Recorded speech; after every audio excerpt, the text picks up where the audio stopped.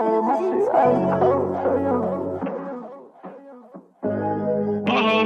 shit ice cold, Trae Young.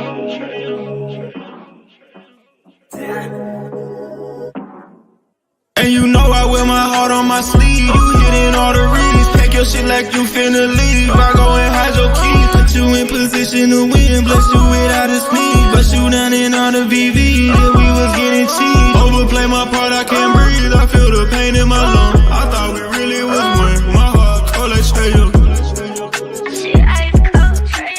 Overplay my part, I can't breathe. I feel the pain in my lungs. I thought we really was one. My heart cold like Trae Young. Shit ice cold, Trae Young.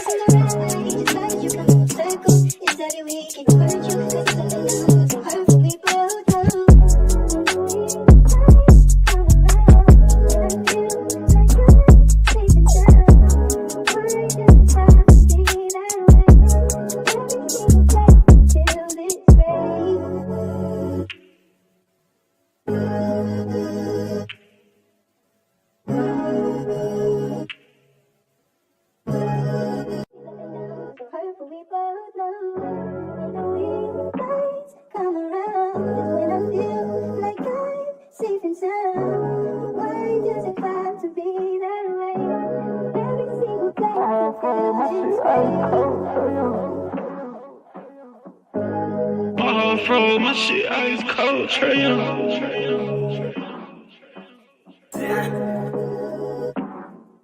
And you know I wear my heart on my sleeve. You hitting all the reads. Pack your shit like you finna leave. I go and hide your keys. Put you in position to win. Bless you without a sneeze. Bust you down in all the VV. Yeah, we was getting cheap. Overplay my part, I can't breathe. I feel the pain in my lungs. I thought we really was one. My heart cold like Trae Young. Overplay my part, I can't breathe. I feel the pain in my lungs. I thought we really was one. My heart cold like Trae Young. Shit ice cold, Trae Young.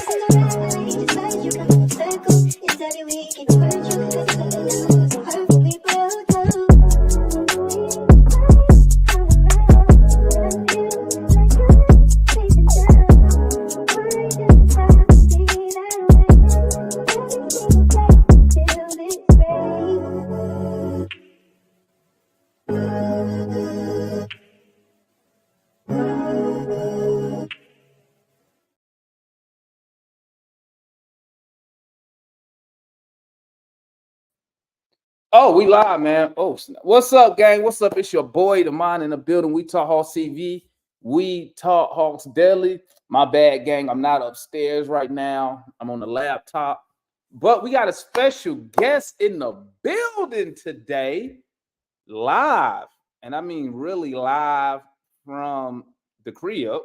Boy, TJ in the building. What's good, TJ? What's popping with you? Afternoon, everybody. Just came through in Texas. I came here originally for the Eclipse, but being a former soldier out in this area, I'm familiar with it. I went ahead. You notice I got on my local area college, Payne College in Augusta.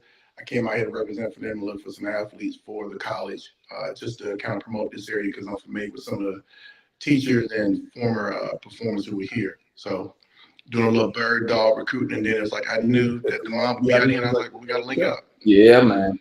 So salute to the homeboy TJ. But let's get right to it because TJ don't have a lot of time.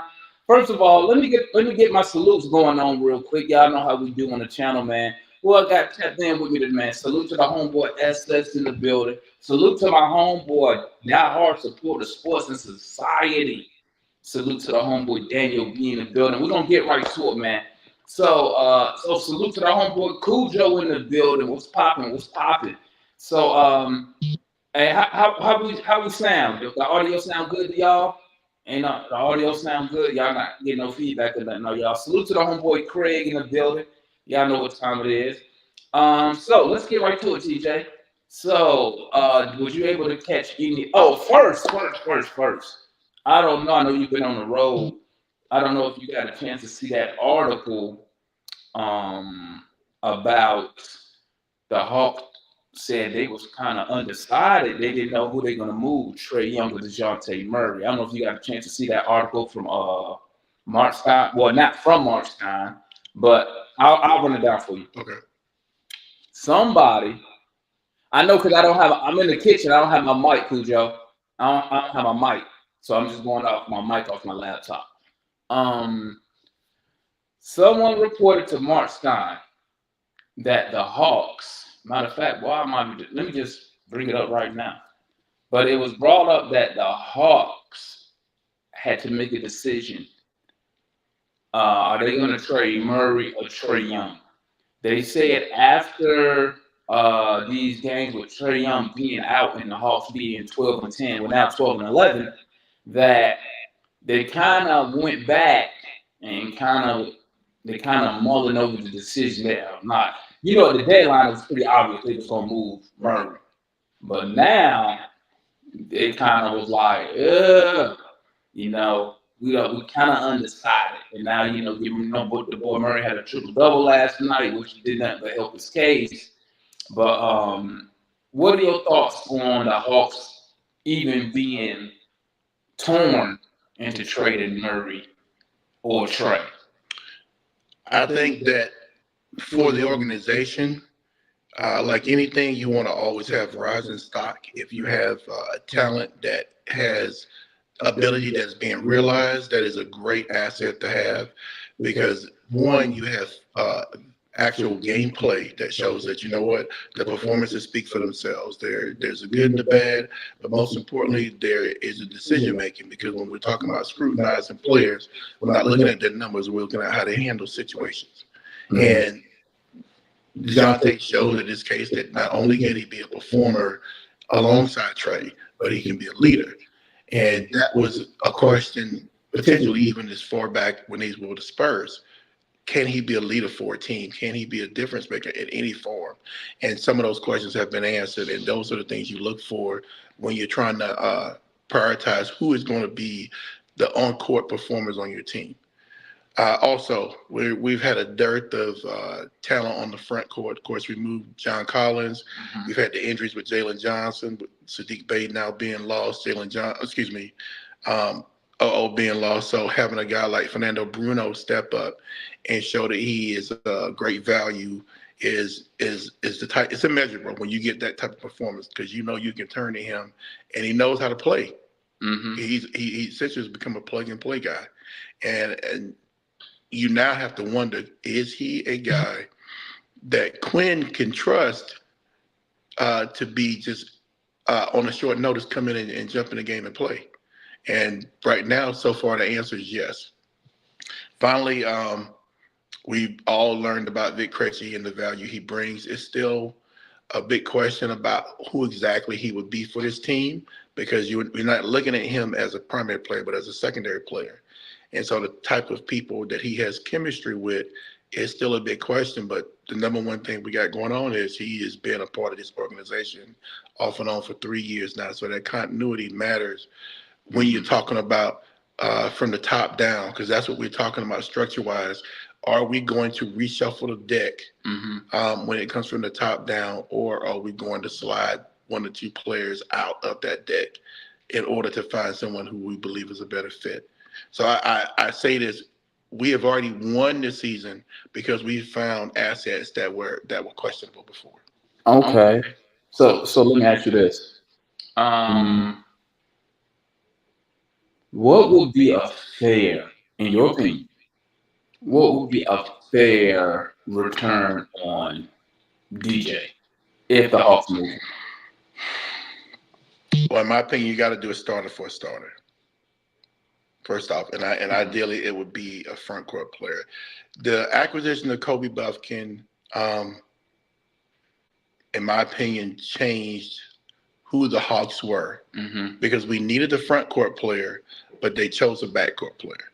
They went with the best talent available. Okay. And so even though you had a clear need in the front court, you didn't address it because you said, I'd rather have the most talented players available. And so essentially they stacked the deck with guards, and it's like, okay, we're going to ultimately make a decision to pedal off somebody. They're not going to trade Kobe because they had the opportunity to do that with Pascal Siakam. Yeah, we know. Yeah. But I'm bringing that fact up to point out how valuable he's considered to this organization. And we don't talk about it enough because he's been absent for a while. But to me, at that point now, you got to trade a starter for a starter because, in my opinion, Bogdanovich might as well be a starter. DeJounte is a starter. Trae's an all-star. And so anything less, to me, you are jeopardizing what you have as your top tier, basically your starting five. Okay, so you would say a starter and one or two lottery protected picks. Well, it's depending on who the starter is. I mean, for me, I'm going to swing big. I'm not afraid to look as high as Kevin Durant. You know, You think Kevin Durant will fit on this team? His age don't factor in, I think you have to ask yourself the question because right now Trae is the leader of the team. That's the contract confirms that. Okay. He's the highest paid guy. If you're looking at his timeline, and this is where if you make the decision to trade DeJounte, you've already affirmed that Trae takes us as far as we go. And I think Trae would rather have an opportunity sooner than later because that's been the issue right now is about the window. So you already have some assets. You remember, this is not 32-year-old Kevin Durant. This is Kevin Durant, maybe 3 years? 3 years ago? 30. What is KD now? I think he's like 34, 35. Yeah, he up there. Mm-hmm. He up there. But he is able to provide for you a front court player because I don't need Kevin to score 30 a game. I need Kevin to take pressure off of Trae. Because remember that you're gonna look at that and say, okay, and this is where your concern. Your concern is I may be throwing the dice and the dice don't go my way because it's a high risk move. But is your understanding? Are we playing to win or are we playing to build? Well, that's the conversation that I will be having, and I respect that. This man you expect him to fall off quickly, or do you expect him to be a player who what would the Hawks expect from KD? That should be the question. You're trying to win playoff games. Matter of fact, let me do it like this, TJ, real quick. Okay. I think I can fit both of us now, but we can get rid of the secondary. Okay. Yeah, hold on 1 second, guys. My bad. Let me see here. Yeah, that's better right there. That way I ain't got to keep muting and unmuting stuff. Boom, we're Gucci. All righty, that's better. So the question would be is, what would the Hawks expect from KD? Do they expect him to be a 25, 30-point scorer? Do they expect him? What do you expect him on the defensive end? What are they expecting from KD? But your main problem is this: how you going to acquire KD? Because I don't even think they will. The Suns ain't looking at a point guard. Well, here's where the Suns are. They have two guards on their team, and they have Beal, Booker. Okay, so that's their backcourt, Beal and Booker. Right. All right. They got Nurkic at the center, but right now they're struggling with some of the other players. I think last night they put up 6 points. 16 points last night in the first quarter. Mm-hmm. But that goes back to their lack of depth because they're going to have nights they're going to score, but overall for them the question is when we're playing matchups, where is our benefit at? And so when you bought in a Bill and a Booker, the goal was we're going to overwhelm the opposition. Because their best talent is scoring. That doesn't always happen. When you play a team in a half court situation, more likely than not in the postseason, the question is, can you score efficiency? Score in the half court, basically, right? Right. Yeah, TJ is right beside me, guys. Yeah, he's right beside me. Yeah, he's at my house right now. At my house. All right, so KD. The only reason I wanted KD. I'm just telling you. I'm telling you, we can shoot that high. Because if you're choosing Trae, you're saying I want to win now. But I don't think you can. We can acquire. Well, okay. I don't see them taking the DJ. Let's see. Who are two untouchables at that point? Okay, Trae and Jalen. Right. So does Bogdanovich have value? Yeah. First round pick value. That's right. Yeah. Does DJ have value? Yeah. Obviously. Okay. Does Capella have limited value? No. The reason why I'm going to challenge you on that is because in the Western Conference, Mm-hmm. matchups matter. But You need big men. what's my man name? What's the basketball guy? Zach was it Zach Klein? Zach Rosen? Zach Klein. I don't. You wasn't in that Hawks TV space, right, when he had the NBA insider Zach Klein. That might be it's Zach something, but he came into the space. This was around the deadline, and he said Clint Capella has no value in the NBA at this point. On his own, no. Yeah. So why would somebody now? Clint is an expiring contract again, but once again, I don't think. Well, one, I don't think Phoenix is moving KD at this point because I think. Correct me if I'm wrong. This is Booker, Bill, KD. This is their first year trying to make a run. Right. Well, second, but yes. I think they would probably give it another year because maybe this year they're working out tweaks or whatever. I don't know the Suns' financial situation. Well, let's look at this. You got Devin Booker returning, Bradley Beal returning, Grayson Allen unrestricted. That's Grayson Allen will be a good piece for a team. Okay, I think he's leading the league. Well, before Matthews took over, I think he's 1 or 2 in 3-point percentage in the NBA. Well, now, and so the question, they've already shown you that the right type of athlete they're willing to go with. So the only reason I'm throwing KD out here is to initiate conversation because it wouldn't be a straight up deal. It wouldn't be a one team. It would be a multi-team deal. Well, I see what you're saying. You saying the Hawks shoot as high as a KD. Correct. What about this? What about a Paul George? Paul George is very viable. He is a free agent. Okay. And right now, from what I was reading, him and the Clippers, they're kind of far off on a contract extension at this point. Now, I also heard that the Pacers might make a run for him. Right. Are you willing to do a sign and trade for Paul George? And if so, does that elevate the team from where we're at now, which is what, a playing team, to say what, 4th seed? So you will have a Paul George, you will have Trae Young, Kobe Buffkin, Paul George, small forward, Jalen Johnson, and big, whoever your big is. Show me, give me a projected starting lineup of Paul George on the team, but Trae Young out. Without Trae? Where's Trae? Is he traded? He could be injured. He injured. Injured or just unavailable. Because what I'm trying to imagine is Paul George. Remember, the issue with Trae is we're concerned about his usage. Because it's like we're trying. You got different avenues of approach. You could start Bogey at the point guard position because he is the point guard for the Serbian national team. Mm-hmm. You could go, but him and George on the court, you already feel comfortable. Not to mention you have Buffkin. So Buffkin, Bogey, and Paul George, PG, and PG could initiate your offense too. Well, what I'm looking at is you still need those shooting options because we want Paul as offense. But I'm just saying, like without Trae, you have at a minimum, right? Okay. At a minimum with Buffkin and PG, you got 2 ball handlers, right? They already been running Kobe as a point guard in College Park. Right. When they actually started it in the summer league. Right. And obviously College Park, he got way better at the point guard position. You could start you could start Bogey at a point guard position. Do we still have Trent Forrest on the roster? He might get cut. Well, I mean, you got a draft pick, so you already know that's a conversation you can have. But I think the pick is going to go toward a bid. Because let's be real, we got to address that center position because Clint Capella, he's out of here. So what's the odds of us getting that Sacramento pick?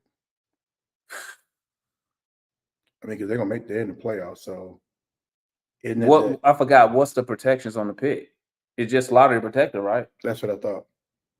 And if we know anything, so matter of fact, I'll look it up right now. So Sacramento, let's see, they should be in the play. Because they're already in the playoffs.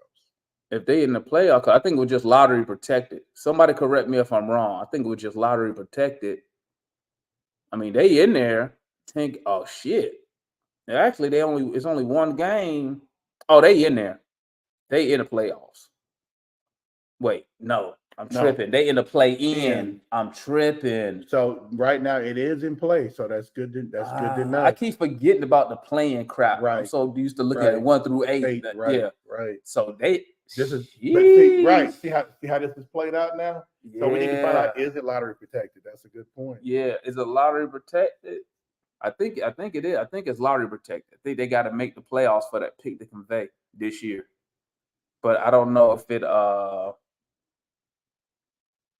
Craig said it's lottery protected. So if it's lottery protected, we still need them to make. They got to win through the play-in. So And look at who they got to play. yeah, sheesh. So they've really gone through it. Yeah, sheesh. Let me see what DJ is not. Oh, I'm trying to see what the chat was saying. What you mean, PG not leaving LA? He'll leave for the right price there, Antonio. He'll leave for the right price. PG being 6'9" already makes him better. So, hey, chat, are y'all down for trying to go after a Paul George? If he doesn't resign? I'm gonna read what it is. The Kings sent Justin Holiday, Mo Harkless, and a top 14 protected first-round pick in 2024 for her. So it's top 14 protected. Lottery. That's lottery. Well, no, because it's how many teams make it? 8, 16. There, what is it? 30? It is, yeah. Yeah, lottery is 1 through 14. I thought it was 16. No, it's 1 through 32. No, it's 1 through 14 is lottery. So basically, it's a lot. They have to make the playoffs. So they made the playoffs and got eliminated first round. We'd be looking at 16, 17, likely 17, 18. Mm-hmm. Yep. 15. You're definitely top 20. 15 to 17. Okay. Because it goes in the order you get your record, right? The order of your record. I don't think. Yeah, it goes by record, not by elimination. So even if you like, so if you still, if you're the number 1 seed and get knocked out in the first round, you still pick 30th. Right. You know what I'm saying? And so I'm thinking about the record of the Eastern Conference. There are a lot of teams I think that may have a worse record than them. And I want to confirm that real quick. I'm on the PG bandwagon, man. PG. What about Brandon Ingram? That I know guys like Show. Well, I mean, Brandon is obviously a good suggestion because he has untapped potential, and on this team he could assume leadership quickly. So I agree with that in theory. That is, to me, I put him in the same category I put Mikal Bridges. You need a guy that can step in that is likely going to be a 2, but if necessary can be number 1. Okay. Because that's essentially what we bought DJ in here for. We just said we needed some support for Trae Young. DeJounte has shown that he can be that guy. The only problem is the fit because we have such an imbalance in our backcourt and our front court. And so we need the balance we need a front court guy to help supplement what we get from our backcourt. And so Brandon Ingram fits that. You could potentially put Mikal Bridges at the 3 or the 2. But we know Bridges not going nowhere. Well, let's not say never. I'm gonna say never. You know why I say never? I mean, did you see what the Rockets offered at the deadline for Mikal Bridges? Yeah, but that's 5 first-round picks. But the Nets online have been complaining. Net fans have been complaining online about how his value has cratered since that because his percentage has been dropping as far as shooting. He was viewed when he had that long stretch at the end of last season and going into the early part of this year. Everything was justified because he was looking like a number 1. But they've fallen off. Remember now, this team was competing with us for that play-in. Yeah, but if you the GM and you saw that, right? So you got a sample size. How many games was that in the last season? In this season, can we say 40 games? 40 games. You get a 40-game sample size, right? That's not going to change because he slumps toward the end of the season. It has to, right? It has to. No, his value to other teams may change, but right. I'm saying what you see as his general manager. So if you his general manager, you got that 40 games of him being whatever type of player you wanted him to be. You turn down 5 first-round picks, right? So if you turn down 5 first-round picks for a player, you already in your head you already know what this player is. Right. That doesn't change your view because he slumps at the end of the season. Except there's one problem. What? You don't question his ability, you question his priority. because they got a young fellow on the team by the name of Cam Thomas. And there's a question that he offers the same ability as far as impact. His impact is offense. Bridges' impact is I'm a two-way player. Right. So Bridges is more valuable than Cam Thomas. Well, that's subjective. Well, you're just saying Cam Thomas, basically you're saying he's a one-trick pony. He's just an offensive guy. Well, his value is offense. That's where he's going to make the difference. You now have to ask the question, which one do I value? A younger player who has a skill that is innate, or do I have a guy who's more polished, but maybe his upside being a number one guy has been tapped out? Yeah, but what I'm saying, TJ, is if you turn down 5 first-round picks for a player, right, you already have put that player at a certain level. I agree with you, except they didn't anticipate the fall off that they did. Well, everybody slumps though. Okay. And also, let's be honest, they wasn't trying to get into this playing. No. So I mean, what type of fall off? Right. And so that's why I said the question is this. I'm not telling you that it's the smartest move to move off of Mikal Bridges. He's a proven talent. Right. Okay. He's proven that he can raise the level of his game. That is understood. You're talking about, I see that you can go from being a good secondary player to a really good leader. I've seen that from you. Can I expect you to be this guy? Because when we talk about that, it's the same when we talk about DeJounte. People critique DeJounte because they feel like he hijacks the offense. They don't question his ability to perform. They question his ability to include the whole team. I look at him personally as a guy who's already done that sort of leg work. So when it comes to on the court performance, people are more agreeable about some of his choices, maybe because they're like, well, he's such a team guy behind the scenes. Right. That they understand the decisions behind a bit of a madness, because taking 44 shots is a bit mad.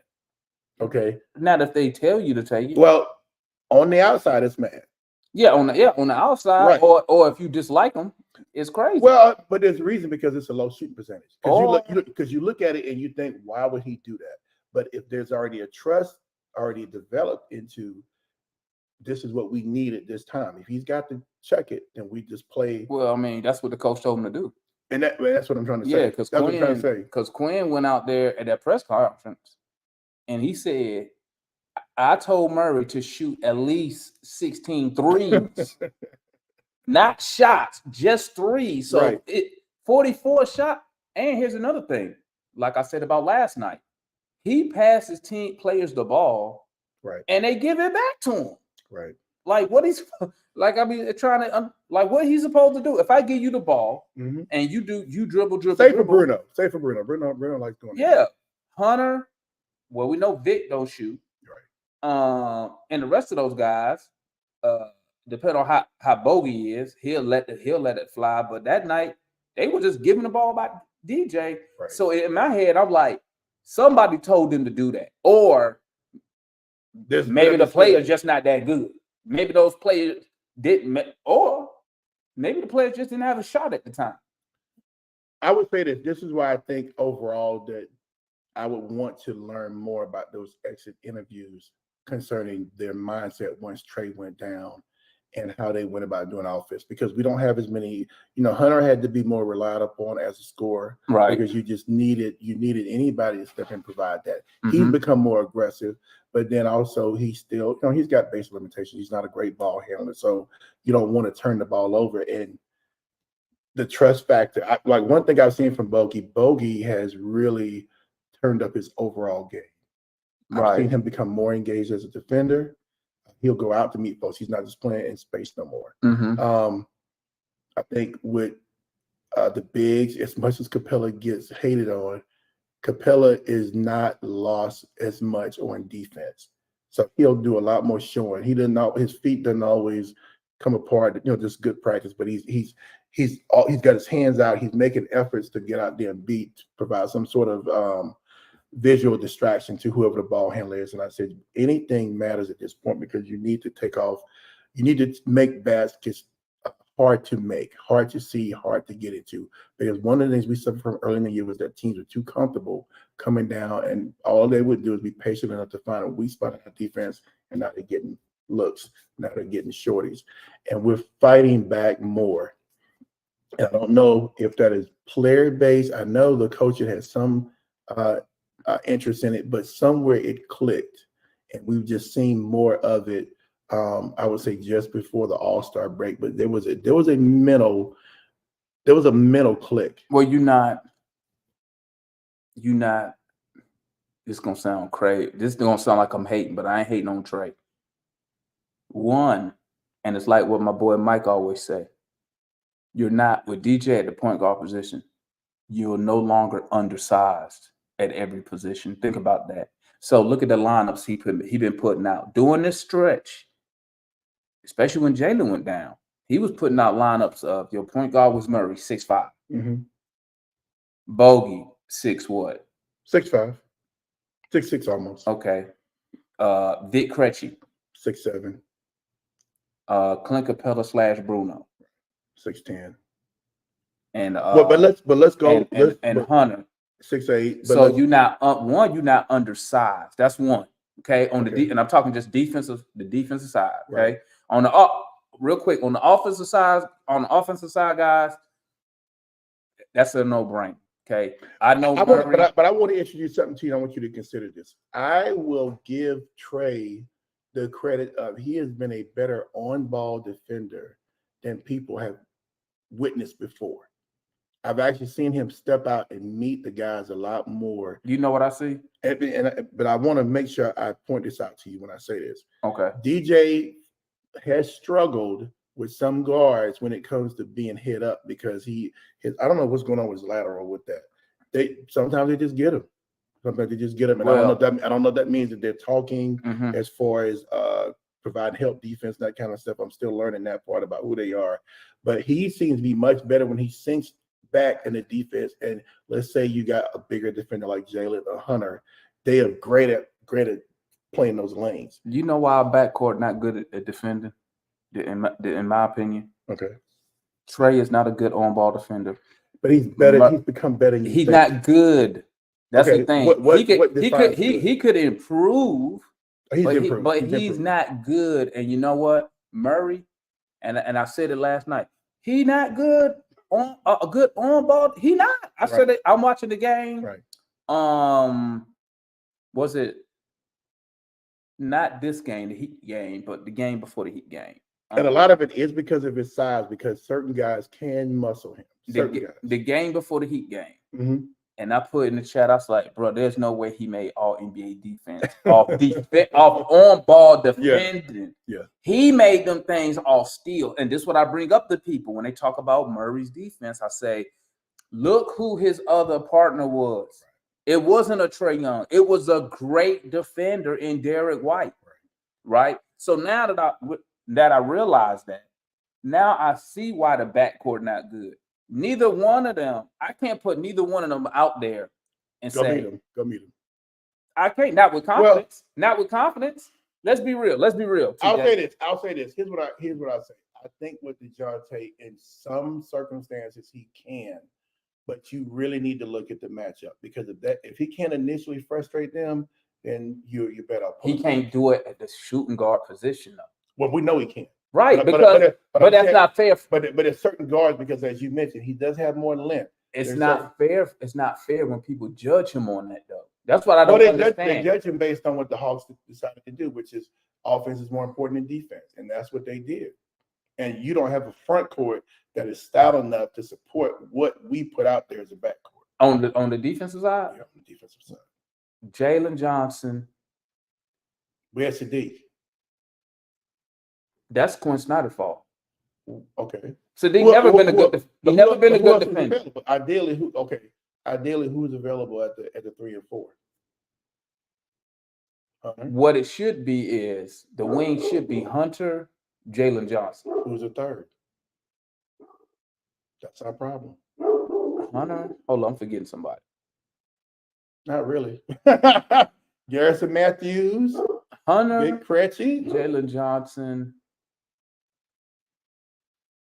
It was Sadiq. And he's not a good defender. So you see my point. But That was why. But the issue is that's why Siakam was such a big no. priority. But remember, Sadiq not supposed to be a starter on this team. Okay, but what I'm saying to you is this: our front court was an issue. We couldn't count on Jalen coming into the season because he was unknown. True. As far as what we're saying, he emerged. We had a winning record. He got hurt. Stock goes down on the team. We lose a whole bunch of games. Well, actually, him and Hunter went down. Well, I mean, but we had Hunter for a little while. But what I'm saying is, maybe 2 games, and he went down almost immediately. Maybe 2 games. But you see how fragile our depth was. Is what I'm trying to point out. Yeah, true. Facts. And so that's where I'm like, this is the question that we have to always get back to. If as we were constructed at the beginning of the season, there was never any definition to what we had. We put out Jalen Johnson because Snyder believed in his talent. Right. Hunter, returning player. Right. We don't know his status. They re-signed him with the expectation that he could continue to be what he was, but everyone was cautious because of his health. That has been justified to the point where we like to have him off the bench, and we want to take some of the overall responsibility off his hands. We like Hunter when you keep the game playing simple. Score when you come off the bench, play defense. Head of the snake. Okay. But you need, because remember now, anybody in that starting five has a lot more responsibility than anybody coming off as a rotational player. So missing a third wing. I would say a starter. Because my opinion is this: I would rather see Hunter in a reserve position than a starting position, like he's doing now. And the only reason he's starting now due to injuries. Correct. Because when he was coming off the bench, he was amazing. So now I pointed out to you, Johnson, Trae, and I'll just go Buffkin just because Buffkin has the ability to improve. You can put Bogey Buffkin. We just have it's mixing and matching. I just see that those guys are not going anywhere. Those are the 3 guys that are not going anywhere. Trae, Jalen, and Buffkin. Okay, I can agree with that. Yeah, and so now you have to ask yourself, what am I asking from the front court? I mean, what are they asking? I mean, I don't know. Right, that's what I'm saying. To me, that's a question we don't talk about enough. We get so enamored with the good and the bad of our guards that I'm like, dude, we got needs in the front court. They're talking about getting rid of Capella, and even though you might consider Capella trash and you hate everything he does, what he does is get rebounds and get in the way. And you can't, and you might not be impressed with that, but we need somebody to do that. Like we don't know if can play 34 minutes a game because of fouls. We don't know. Well, I know he can't. When you play taller centers, he's right. Who was we playing the last? Well, he got hurt. He came back. We played somebody. I think it was Portland. I think Ayton was just killing him. Just like it was really nothing he could do. Ayton taller, bigger, stronger. Yeah, just in every facet, he was just destroying. But I like Bruno. Now, I'm not saying he's a starter. No, you're just saying that he's a good body. I think he's someone we need to keep. I don't know if you saw last night when he hit that Euro step. Like I've been promoting Bruno. Yeah, I like to keep Bruno. Now, let me ask you this. But this is what I mean about that other front court position, because we've already decided that Hunter Hughes Wright is an asset and he's affordable. Right. Okay, even off the bench. I mean, $22 million coming off the bench. What I'm saying is this: you understand that he can fill in the role easily, right? Okay, so he's a super sub. He's not just a dude. He better be. We moved up and drafted him 4th overall to be a role player. Well, I mean, for $22 million, you accept the fact that he's never going to be that guy, but he has the ability to change games just off the fact that he can guard the best player and he can score. And I got to give him credit. Yeah, he did his thing against Luka the other night. Yeah. So I'll give him credit. Yeah, right. He's a good defender. So what I'm saying now is your golden child is Jalen, who is the there is no limit to what we can potentially see from him because he's got abilities. Right. He can run, jump, dribble, shoot, think. He just got bad ankles. Well, okay. Ankle lifts. Work on it. You better do something. He just went out last night due to the ankle. I mean, but this is why Hunter's valuable, because now you got somebody who you can plug and play, and you can work on your depth. Right. That's why you got that. But we need balance on that team, and to me, they did not address that in the draft because they did because Mo Guy is who he is. They consider Mo Guy a good project. I would agree. He's a good project. He's gonna be But he is unknown. And so to me, I'm like, we should be looking at a starter for a starter. And I'm not afraid to say shoot for the moon. So one more time. So Murray, you would trade for obviously another starter, but you would want that starter to be a front court player. Yes. I mean, yeah, I just think that we just need to be more honest about not about the individual talent, but the fit. And they talk about this in many spaces about the fit. I just think that people are married to the fact that Trae Young has been the definition of Hawks basketball for the past 6 years. Yeah. And we have to put more respect on the overall ability of the team. That as great as Trae Young is, we have ability in many places throughout the roster. I'm gonna add to that. I believe, and I said this in that space. I believe Trae Young's injury was one of the best things that happened. I'm gonna tell you why. Which we discussed earlier. You got players that played 10, 15, 20 minutes who probably would have got that over, I don't know, 4 weeks. Mm-hmm. They got 22 game sample. I believe, now this is just me, y'all. This is just me. Okay. I believe, am I in the camera? No, you are. Okay. I believe this. Okay. That, and this is one of the reasons why I say winning matters. I believe with those guys doing what they did over the past 22, 23, 24 games, I think that did something to Trae Young. I think Trae Young actually saw, right, that the so-called role player, bench players, G leaguers, whatever you want to call them, actually have talent. Yeah. I think. But beyond, forget that they have talent, but they can figure out ways to score when needed. Find ways to win games. Correct. Right? They found ways to win games minus any given night. We was down 3 to 5 guys. Any given night since Trae went down February like 27. We don't need a 37-foot bombs just to throw the defense. Exactly. And respect to Trae because Trae was basically trying to shake up the defense, but they proved that that's not a requirement. And I think Trae Young, and I told y'all this on the watch along, man. What I really respected about Trae Young is that when we first started that West Coast road trip, he actually went on the road trip supporting the team. Right? I love that. Now, let me this my point. I said during one of the watch alongs, I forgot who was playing. Might have been a Celtics game. It was one of those games. Okay. Where the crowd was turned up. Oh, when he got the technical. Yeah, where he got the tech. And remember what I told y'all? I said this. I said Trae want to be out there. I love that. He want to be out there. Remember I told y'all, I said he gonna be back for that play-in game. One, because he a competitor. That's one. Two is because what's the saying? People love to be around winning. Winning gets you motivated. Now, what if we would have? What's infectious? When is infectious? Yeah, that's what I'm looking for. It's infectious. If we go out there these past 22, 25 games, say we went 5-20, Trae Young ain't coming back. We ain't showing up at the game. You know what he doing? Talking to the front office, talking to his agent like, hey, either tell them get me some dudes, or I need to come up with a plan to make my way out of Atlanta within a year or two. And that's why I knew this was going to be so important. I believe Trae Young going to come out, and I think you're going to see a much improved Trae Young on the defensive side of the basketball. Okay.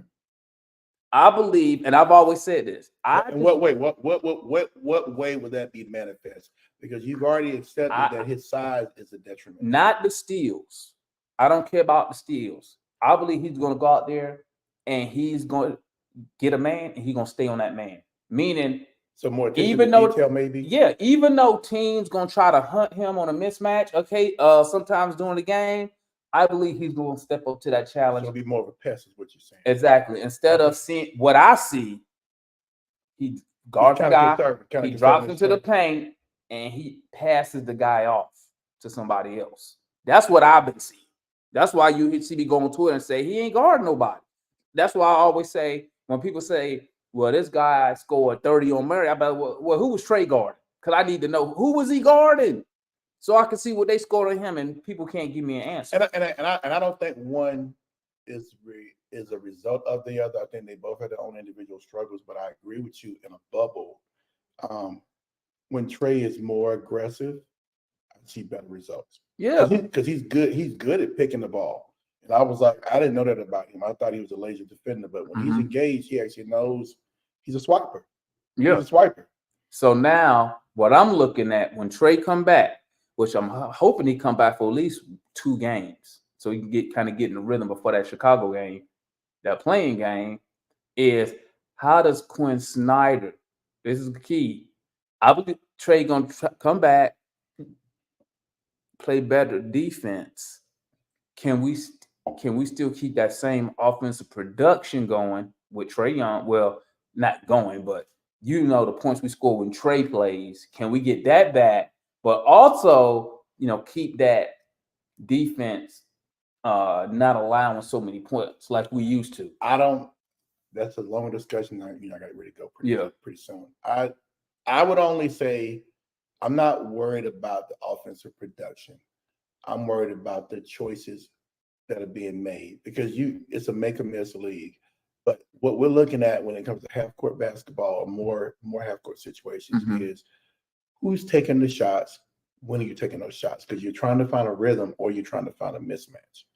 And so that to me is more of a issue because that's why Trae shoots those long jumpers because he's trying to get some rhythm. He's trying to open up the defense. Right. And so now I want to find out, okay, I know that Trae is going to get opportunities because of pick and roll situations. He's going to be looking for catch and shoot opportunities for his other guys.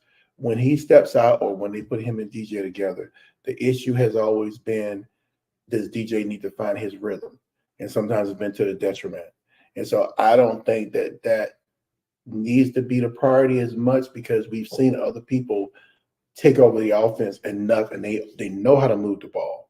So this means, will we get more off-ball Trae and maybe DJ runs the offense the way he has been running it now, which is, you know what, I'm putting the ball in other people's hands to initiate, but then we got guys who can shift, move, catch and shoot. And it's just, to me, if you're not, I just don't want to see Trae probing as much. I want to see Trae off ball and then forcing the defense to find out where's Trae. Because we know that if Trae gets it, he can go quickly from catch and shoot top.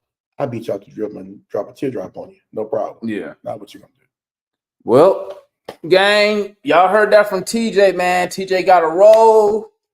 Hey, thanks for coming through, TJ. I appreciate it, my guy. Okay. I appreciate that, man. Hey, we got 2 games left, I think. Yeah. No, 3. We got 3 games left. Trying to get that 1 full game behind, so I don't know how we're gonna get that. Yeah. But we got 2 or 3 could happen. Charlotte, Minnesota. Hopefully Minnesota wrap up whatever they doing and they playing some bench dudes. Right. But we shall see. But hey, any last words, TJ, before we sign off? It's just great to have a space to talk. Hawk fans, we're not great in number, but obviously with the following we got commitment. And that's to me the respect that I have for anybody that's in the space right now. So this kind of community allows for moments like this. I can come out here in Middle Texas, find a Hawks fan. I'm assuming in some cases y'all probably are able to link up too. It's a great thing. It's a great thing. It's a great thing that you would be able to be welcoming somebody's home and just sharing, just like we share our thoughts. You're able to share and just have a good fellowship, man. All righty. Hey, that's the boy TJ, man. We up out of here. I'll catch y'all next game. Thanks for tapping in. Don't forget to hit that like button, gang. Share the video. We almost at 1,500 subs. So, hey, we moving on up, man. I appreciate all the support. And we up out of here, man. Peace.